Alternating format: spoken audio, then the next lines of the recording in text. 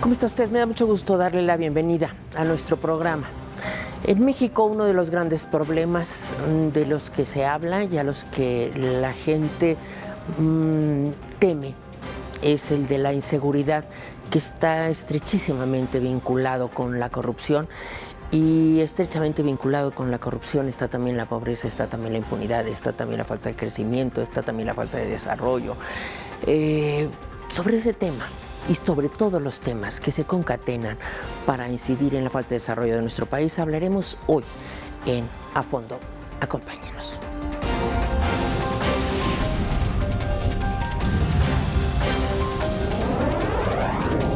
A Fondo, con Maite Noriega.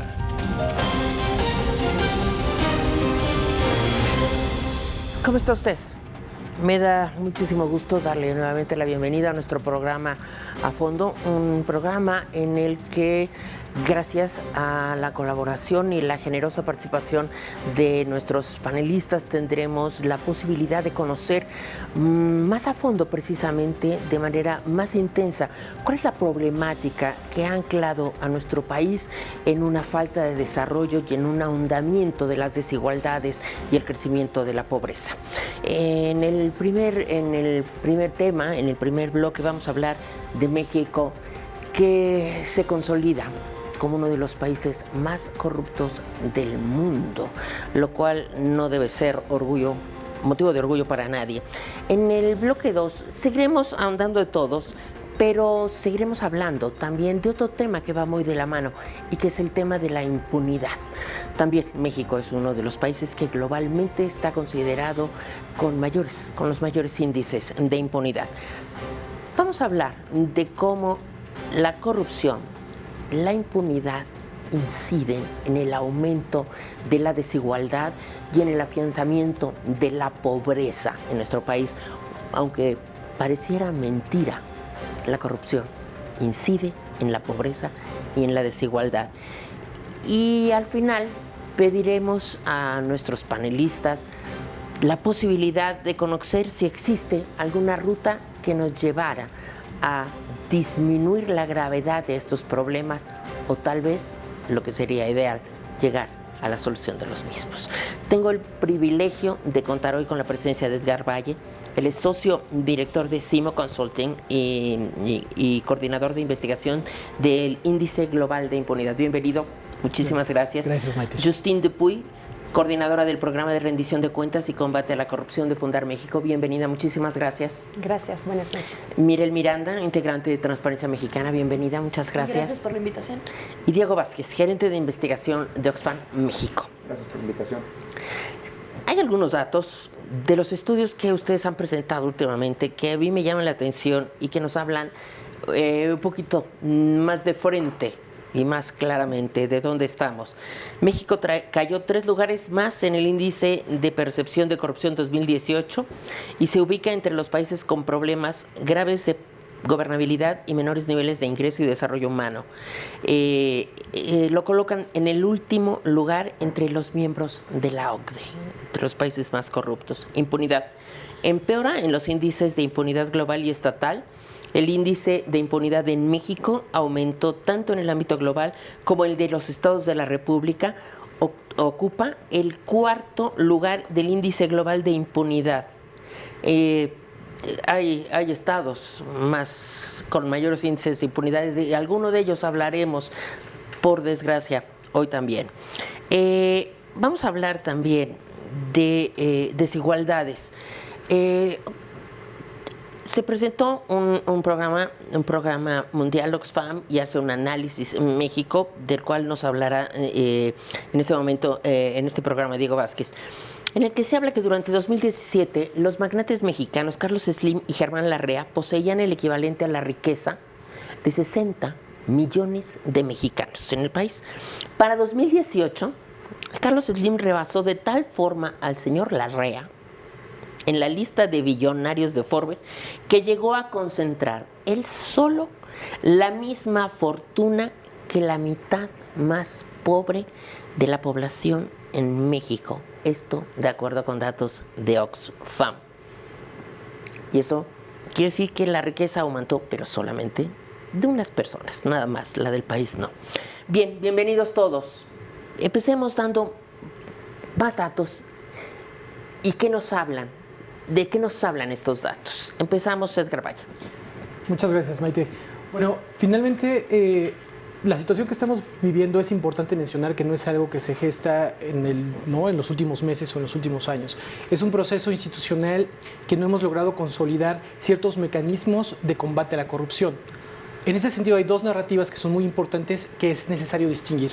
Por un lado, tenemos la narrativa de las acciones o las actitudes corruptas, que es justamente los sobornos, el nepotismo, este tipo de actitudes que de alguna manera no son exclusivas de nuestro país, sino que son extendidas en todo el mundo. Pero por otro lado, está el tema de los mecanismos para contrarrestar estas actitudes. Es decir, el sistema de justicia, que finalmente es el encargado de prevenir esta parte. La situación que estamos teniendo ahora en este momento es que, al menos de parte del presidente, el discurso está concentrado en esta primera narrativa. Y estos instrumentos que vamos a discutir el día de hoy, lo que están detectando es la necesidad de fortalecer esta otra segunda narrativa, de la cual aún no hemos tenido, digamos que, precisiones claras del nuevo gobierno de cuáles son las acciones que hay que seguir. En el índice global de impunidad, por ejemplo, nosotros encontramos dos prioridades de manera muy puntual. Por un lado necesitamos mejorar la funcionalidad del sistema de justicia. Es necesario que, para que no haya corrupción, tú tienes que castigar a quienes la cometen. La manera en que se integran hoy en día las carpetas de investigación, la cantidad de personas que tienes hoy para poder procesar esas carpetas de investigación es insuficiente. Entonces, esta parte de cómo funciona el sistema es necesario que lo fortalezcamos.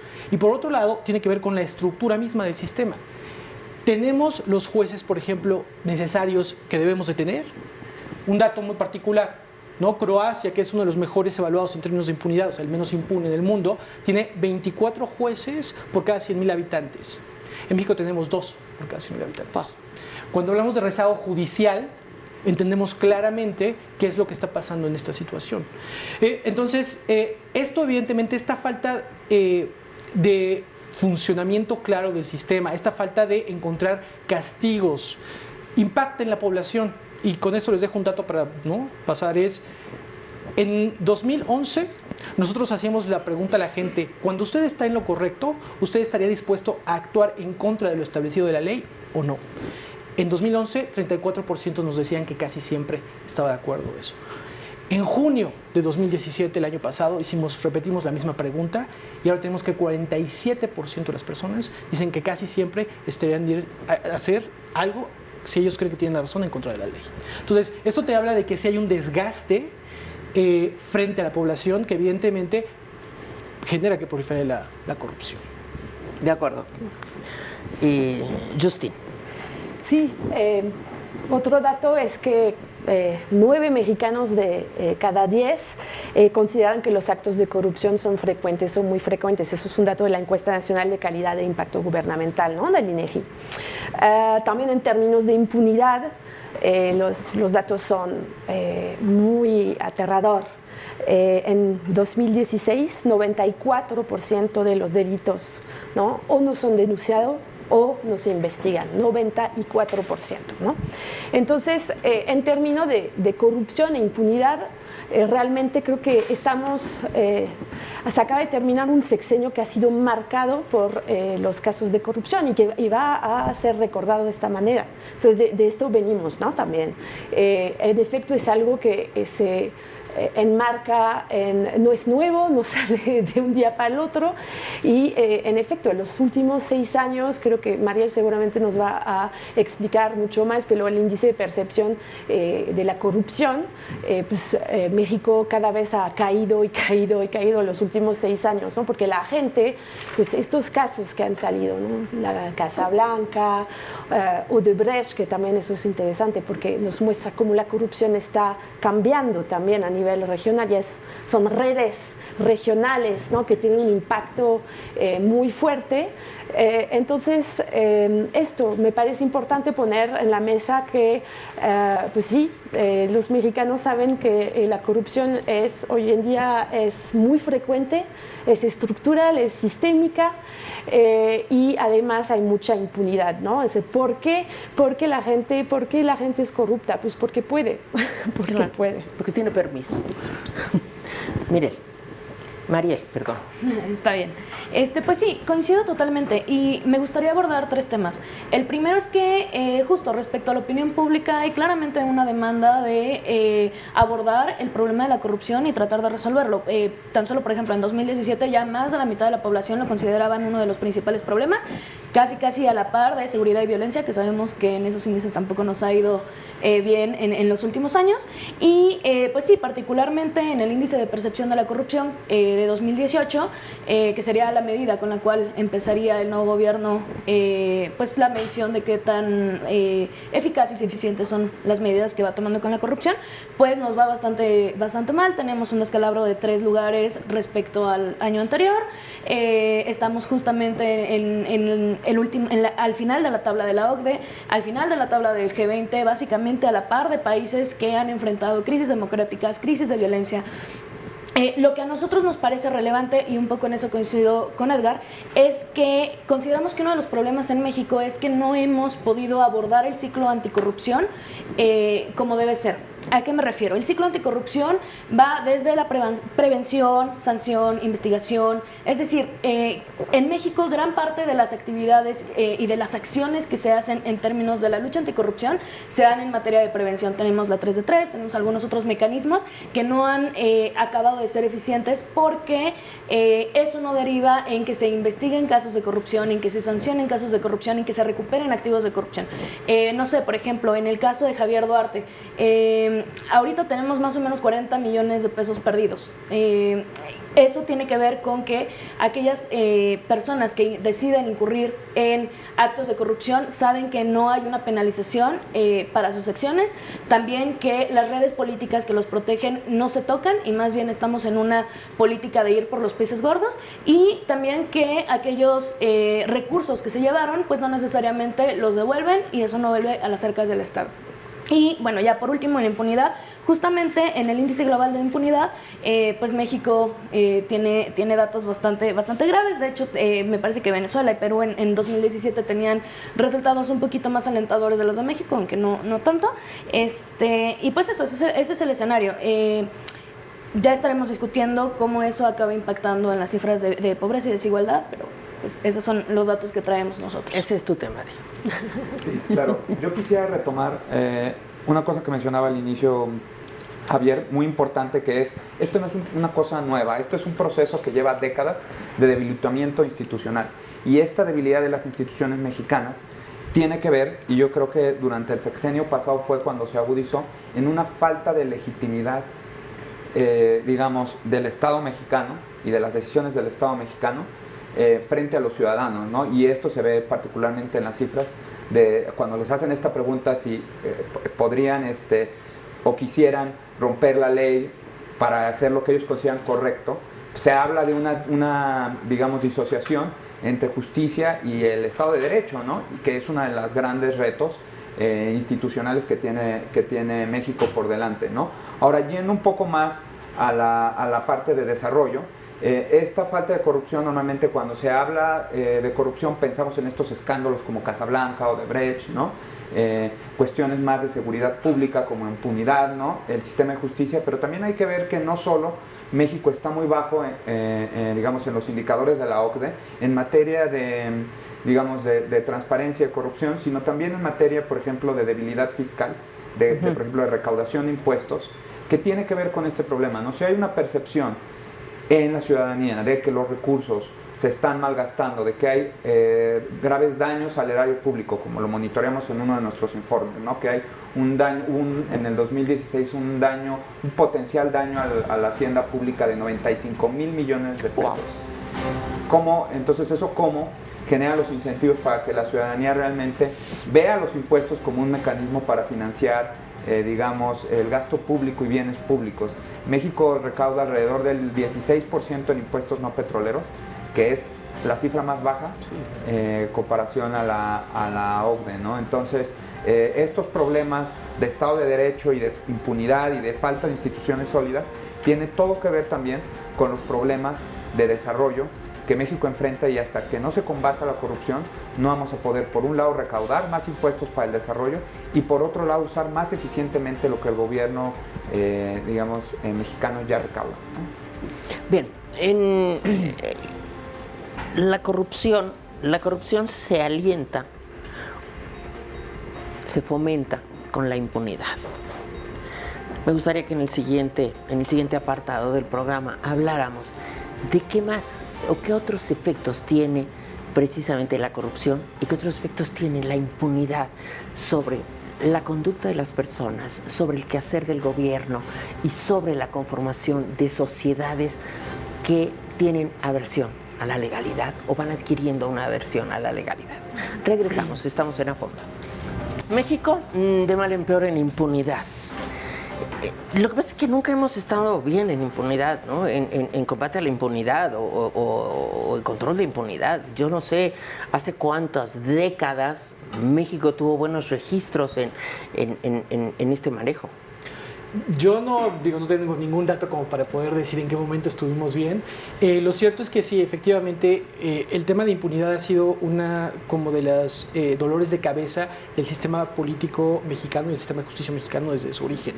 Esa falta como de institucionalidad, de la legalidad, sí tiene un peso muy importante en la manera en la que los mexicanos entendemos la ley y actuamos frente a la ley. La actuación normal del mexicano, hace rato preguntabas, ¿qué impacto tiene la impunidad? Bueno, el tema es que precisamente esta falta de institucionalización lo que hace ver es que como finalmente recae en la facultad ejecutiva de una persona o de un grupo de personas ejercer la ley, pues voy a tratar, o uno, de doblarla hacia mi favor, o dos, de tratar de ser exento de ella, porque no hay una institucionalización. Digo, al rato en términos de, podemos platicar, por ejemplo, en términos de qué hacer para combatir la corrupción. Si hay recetas, por ejemplo, desde lo que hacemos nosotros, economía del comportamiento, si hay recetas de cómo tienes que trabajar en términos de corrupción y en términos de impunidad, que finalmente pues son planes muy claros que se pueden comenzar a estabilizar. O sea, como nada más ejemplo, dos cosas rápidamente para mencionar. Uno es, los secretos es personalizar las cosas. En Reino Unido bajaron la tasa de evasión fiscal porque mandaban cartas a cada una de las personas en una calle y decían, de esta calle todo el mundo ha pagado impuestos, menos tú. Dejar de diluir la responsabilidad y decir, esto no es un problema sistémico, esto no es un problema cultural, esto es un problema de personas que actúan de manera ilegal. Cuando tú lo personalizas así, y hay muchos ejemplos de cómo puedes actuar fincando responsabilidades específicas. Y punto número 2... Pero tú dijiste fincando responsabilidades específicas. Como ciudadano. Es, por ejemplo, si tú tienes cuotas específicas de... la persona que comete una infracción o que intenta sobornar a un oficial de tránsito, bueno, esa es la persona que realmente tiene que caer con las consecuencias. No necesariamente es parte del sistema. Esa parte de cómo visualizamos cognitivamente que nosotros tenemos cierta responsabilidad sobre el agregado es fundamental. Sí, pero también yo creo que es importante no olvidar que al final la corrupción aquí en México es estructural, es sistémica, entonces no es solamente cuestión de una persona, ¿no? Porque eso es un poco como se concebía la corrupción hace como unos 10, 15 años, que era pues un hecho aislado de un funcionario, de una persona, ¿no? Que la verdad no respetaba la ley. Pero hoy en día lo que vemos, ¿no? Y es que son redes organizadas que no son solamente funcionarios, sino también están actores económicos, empresas, hasta también jueces, por el Poder Judicial. O sea, son actores y hasta el crimen organizado, ¿no? También es muy complejo y es también el reto que se enfrenta el país, es decir, son redes de corrupción que hay que saber desmantelar, y ahí también es muy importante el tema justamente de la investigación y de la impunidad, ¿no? Porque hay falta de capacidad para investigar y desmantelar estas redes. Entonces me parece importante que en efecto hay que mandar mensajes a la gente que es importante cambiar comportamiento, pero realmente la gran corrupción, las redes que existen y que permiten y que hacen que hasta una persona aislada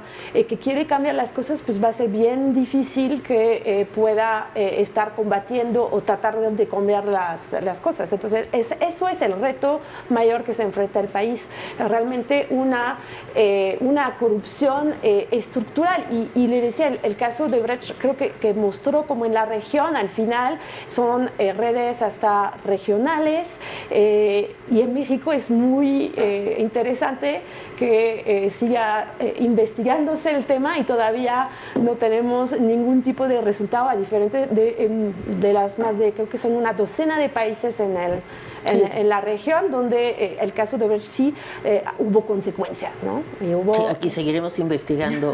A mí me llama la atención y he de averiguar algún día dónde quedan las últimas consecuencias.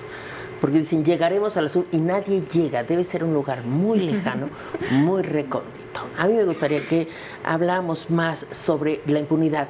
¿Qué tanto favorece la impunidad el hecho de que haya quien decida a quién se le aplica y a quién no la ley?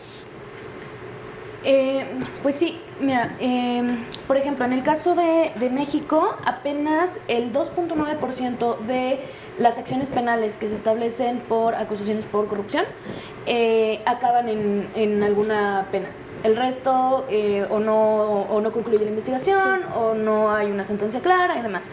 Y por ejemplo, en contraparte tenemos a países como Argentina, como Ecuador, como El Salvador, que han mejorado en diversos índices, y esto tiene que ver sobre todo con que tienen fiscales mucho más independientes, que han desarrollado labores de investigación, que ya están sancionando tanto a los perfiles de mandos altos como pues a los mandos medios. Esto también lanza mensajes a la ciudadanía.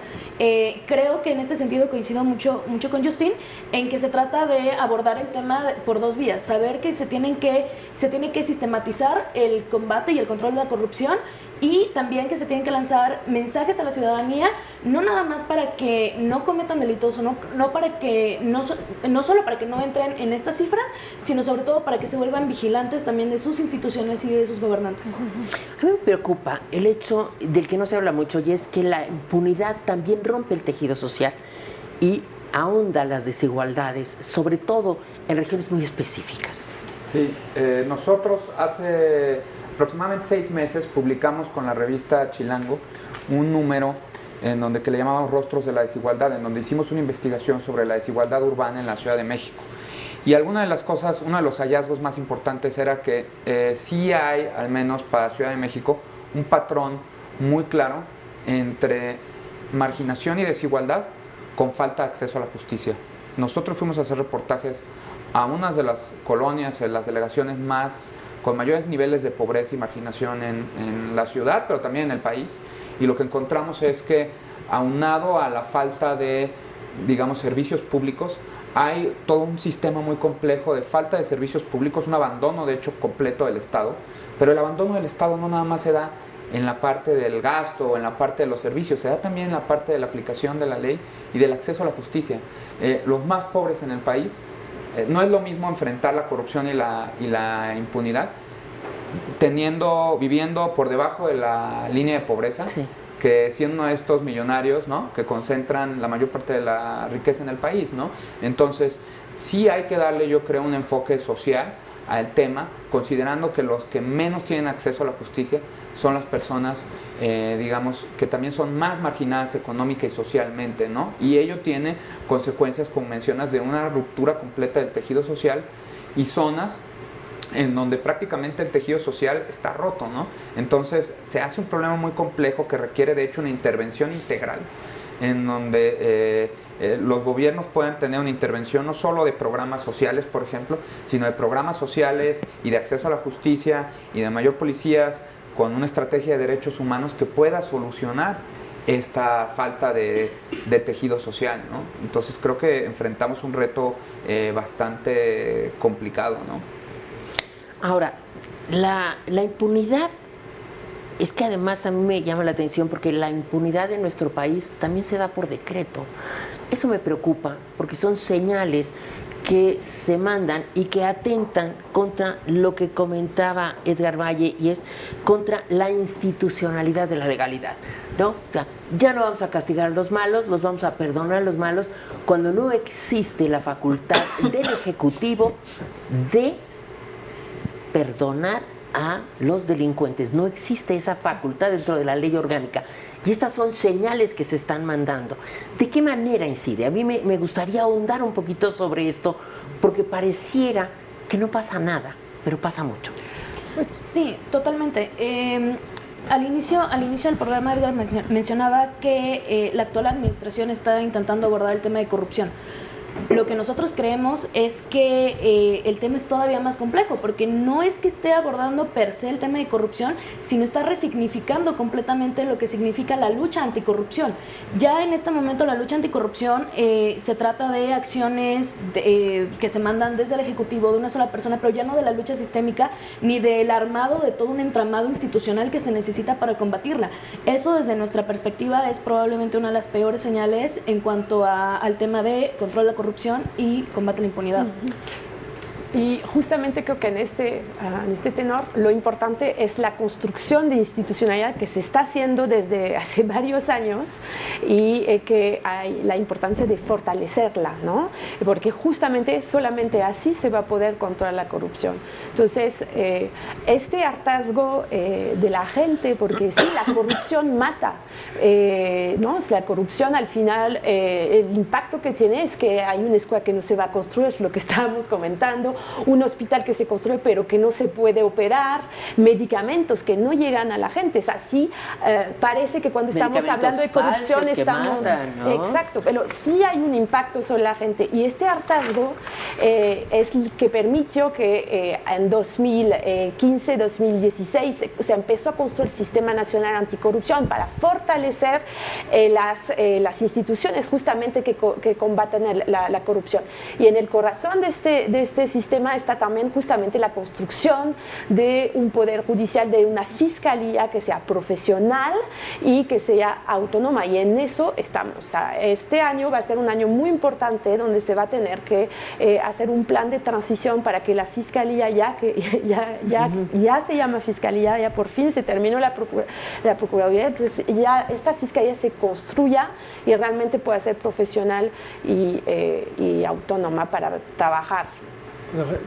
En ese sentido hay tres cosas que son como muy importantes. A mí también me preocupa mucho la narrativa que tiene la nueva administración federal en cuanto al tema de corrupción, porque me parece que es una narrativa permisiva que diluye las responsabilidades. A eso me refería hace rato, Justin.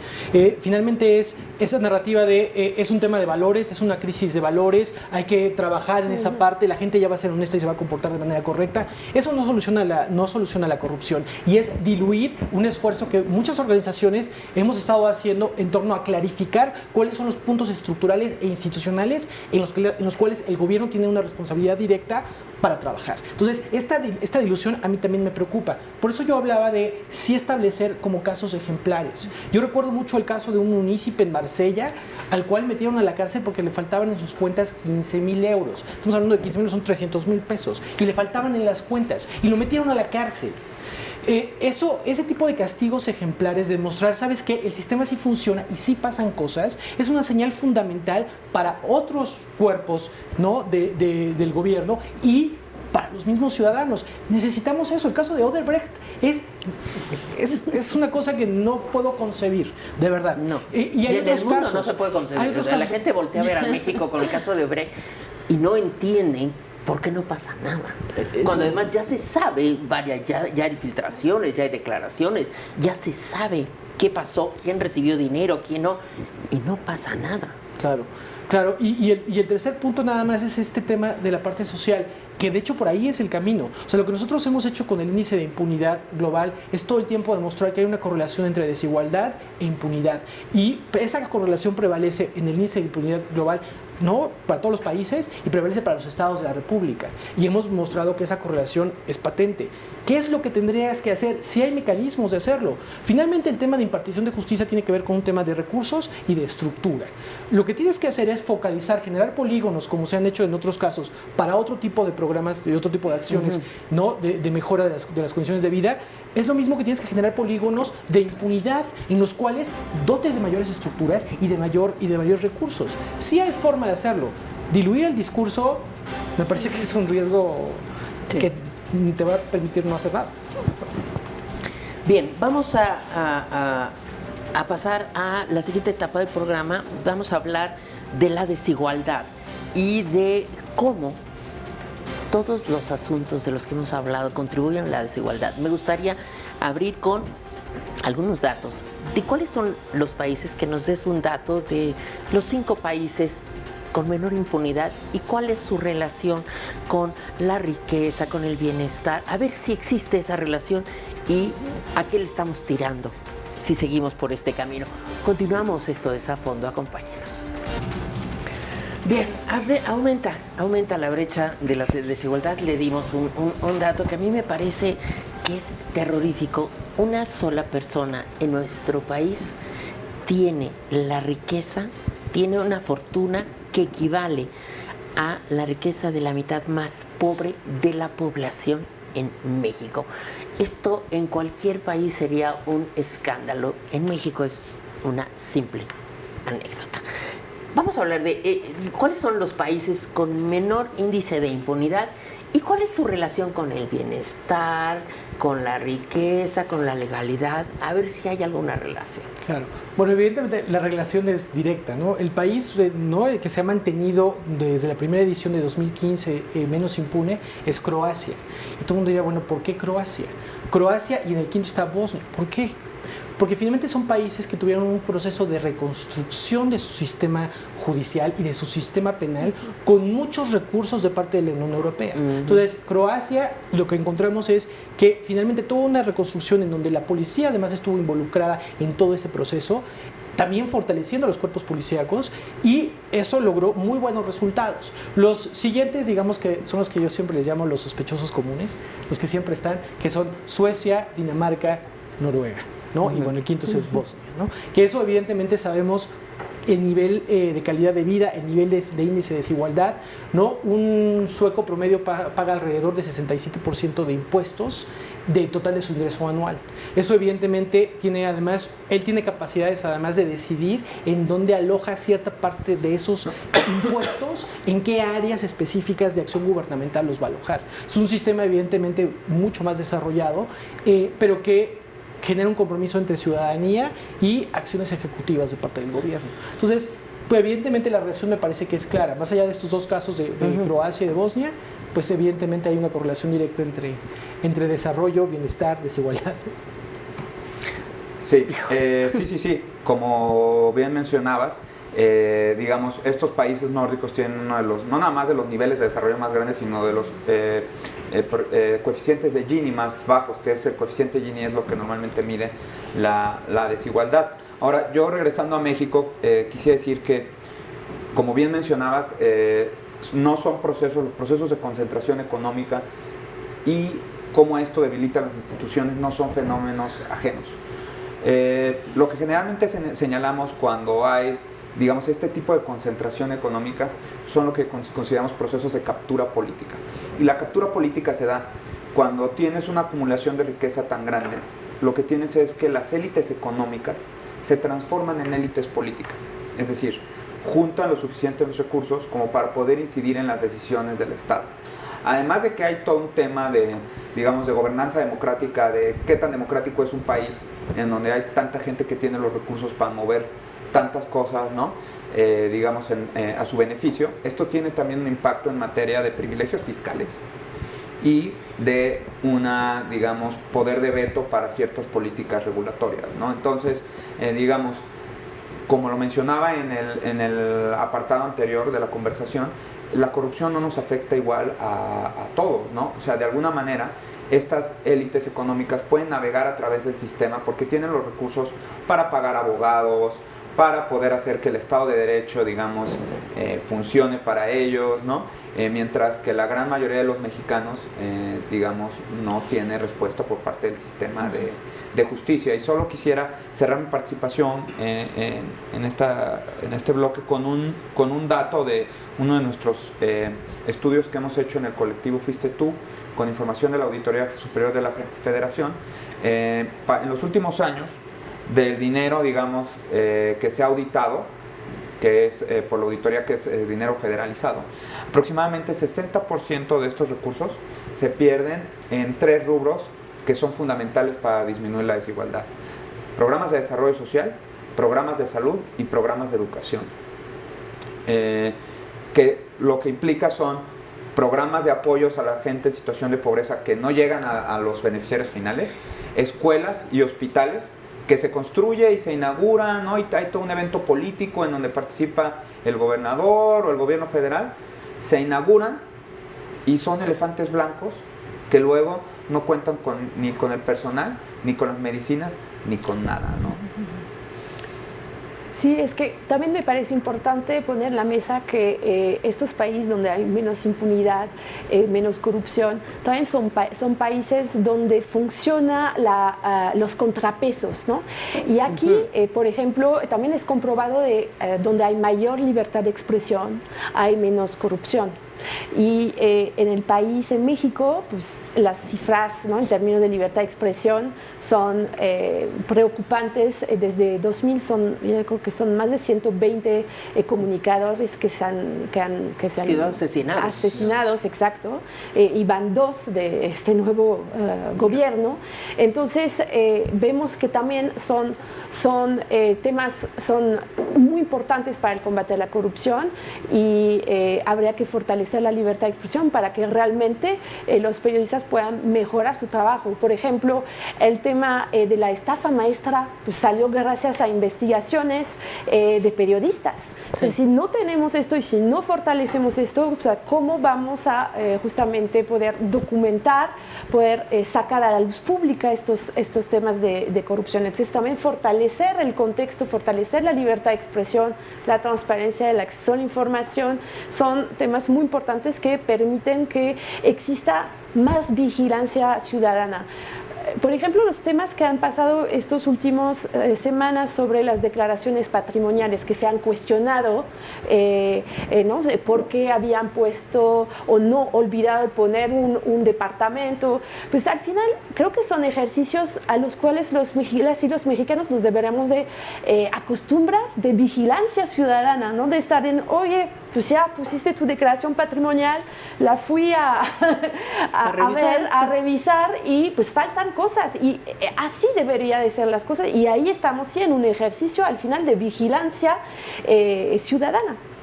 Entonces son temas que hay que fortalecer también, porque no es solamente el tema de sanción, pero el tema de poder visibilizar y de poder, de este lado de la trinchera, de estar pidiendo cuentas a los gobiernos también es fundamental. Hay un fenómeno que yo creo que nos debe preocupar y que incidirá precisamente, o que incide en la falta de transparencia y precisamente en la observación de la corrupción y la delación de la corrupción, que además es un elemento importante, y es el hecho de esta campaña en contra de las organizaciones civiles, de los organismos civiles, y retirarle los recursos, ¿no? Es interesante cuando uno se pone a analizar cuáles son los países que han empezado a retirarle los recursos a estas organizaciones civiles, y son países con regímenes autoritarios, dictatoriales, que no respetan la legalidad. Entonces, a mí lo que me preocupan son las señales. Yo no estoy diciendo que México esté ahí, pero las señales indican que podría ser ese el camino, y eso creo que puede ser preocupante, sobre todo cuando estamos hablando de corrupción, de impunidad y de una brecha de desigualdad que de verdad tiene al país en un atraso que no se merece. Vamos a hacer una pausa y vamos a regresar para, en esta parte final del programa, hablar tú hablabas de que hay rutas. Vamos a ver cuáles son las rutas que debemos adoptar como ciudadanos, como organizaciones, sobre todo como ciudadanos, ¿no? No como vasallos, como ciudadanos, para lograr revertir estas tendencias y lograr un México que es con el que estamos soñando. Acompáñenos, seguimos en A Fondo. Bien, hay una ruta para revertir la corrupción, la impunidad y la desigualdad. ¿Y qué tan importante es que la encontremos y a la brevedad? Yo creo que toda esta discusión y parte de los grandes escándalos que se tienen en la arena pública han sido alrededor de tipo la estafa maestra de recursos federales. Creo que hay mucho por hacer también en trabajar a nivel estatal. Digamos, si estamos hablando ahorita de toda una serie de retos en términos de controles y desarrollo institucional a nivel federal, creo que a nivel estatal las cosas están mucho más graves o con unas áreas de mejora mucho mayores, ¿no? Entonces creo que algo tendría que hacerse en ese sentido. Otra de las cosas que hemos encontrado nosotros en esta investigación, viendo los fondos auditados por la Auditoría Superior de la Federación, es que hay muchas observaciones, pero pocas veces la PGR, digamos, se ha atrevido a actuar en concordancia con las observaciones, porque la Auditoría Superior no tiene capacidad de señalar, pero no tiene capacidad de actuar, digamos, legalmente, ¿no? Entonces, en este caso, la Fiscalía tendría que actuar y tendría que haber una señal muy fuerte de que se están tomando en cuenta esto. Creo que, de hecho, el rol de la auditoría va a ser muy importante en los próximos años, digamos, en esta discusión sobre cuáles pueden ser los contrapesos, digamos, del Ejecutivo, que ahora tiene un control, digamos, político muy grande, digamos, no nada más, digamos, en el Ejecutivo, sino en el Congreso. Es necesario, ¿no?, que la auditoría siga haciendo, digamos, un trabajo técnico, un trabajo profesional, ¿no? Y yo también esperaría que la sociedad civil, digamos, siguiera organizándose. Creo que muchos de estos señalamientos de los últimos días lo veo preocupante, pero digamos, creo que desde la transición a la democracia ha habido un desarrollo institucional de la sociedad civil y creo que tenemos que tener confianza en todo lo que se ha construido, que difícilmente podrá ser, digamos, destruido o podrá ser acallado, ¿no?, digamos, en un par de años, ¿no? Entonces yo tengo confianza que como sociedad civil estaremos ahí para seguir teniendo una posición crítica. Es que justamente creo que el ejemplo que daba la ciudadanía ha ganado una batalla cuando salió, firmó justamente para contribuir a la construcción del Sistema Nacional Anticorrupción. Esto no hubiera sido posible si no hubiéramos tenido el apoyo de la ciudadanía que está harta de la corrupción. Entonces se han ganado batallas. Hay que tener cuidado de que hoy en día justamente esta construcción, este diseño institucional, pues realmente se implemente bien. Y ahí creo que el tema, por ejemplo, la Auditoría Superior de la Federación en el Sistema Nacional Anticorrupción, hoy en día pues es una auditoría que tiene más fuerza y más facultades para auditar. Entonces esto sería también, y hay cosas que implementar, ¿no?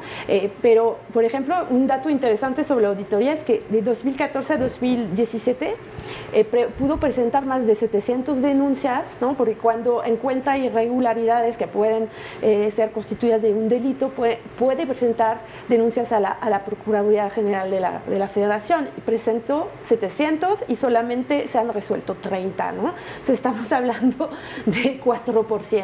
Entonces ahí sería mi segundo punto. Pues la construcción, seguir con la construcción de instituciones, sobre todo judiciales, autónomas, independientes y profesionales, eso va a ser también clave. Y esto hoy en día está en mano del nuevo fiscal, que tiene que poner un plan de transición para que podamos pasar de una procuraduría a una fiscalía que funcione. María. Sí, totalmente. Creo que A ver, probablemente no hay una receta mágica, pero sí creemos que la política anticorrupción, de la cual se ha venido hablando ya desde hace varios años, sí marca cierta ruta. Y esta ruta apunta a no solo hacer labores de prevención, sino hacer labores de investigación, de sanción, de recuperación de activos, idealmente de reparación de daño a víctimas, pero eso ya se ve todavía un poco lejano. No sé, por ejemplo, la 3 de 3. Actualmente la 3 de 3 acaba colgada en una página o probablemente en Declaranet, probablemente en unos archivos muy bonitos, pero esa información no se está cruzando con información que tenga la auditoría o con información que tenga la unidad de inteligencia financiera o los bancos para poder detectar pues posibles perfiles que puedan estar involucrados en casos de corrupción. También actualmente pues digamos que es el momento, pero el foco está en el Ejecutivo Federal. Cuando bien lo decía Diego, tenemos a otros dos poderes y tenemos a otros dos niveles de gobierno que es pues donde acaba pulverizándose el dinero. Es decir, necesitamos empezar a abordar líneas que nos permitan ir siguiendo la ruta del dinero. También, por ejemplo, con los programas sociales. En recientes semanas se ha estado discutiendo sobre programas sociales, sobre las transferencias, particularmente el tema de las estancias y demás. Hay que institucionalizar la política social. Si no lo hacemos, probablemente estaremos retrocediendo pues ya lo que tanto sociedad civil como con las personas hemos ido ganando.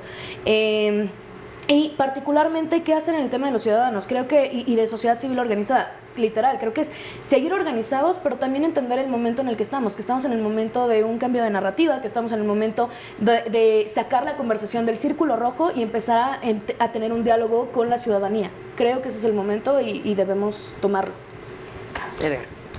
Bueno, creo que coincido en muchos de los puntos, ¿no? Porque tenemos como una perspectiva muy similar, pero a ver, hay un reto que es muy importante como sociedad civil que tenemos que abordar, es cómo esta narrativa de mecanismos institucionales y procesos legales la hacemos popular entre el grueso de la población.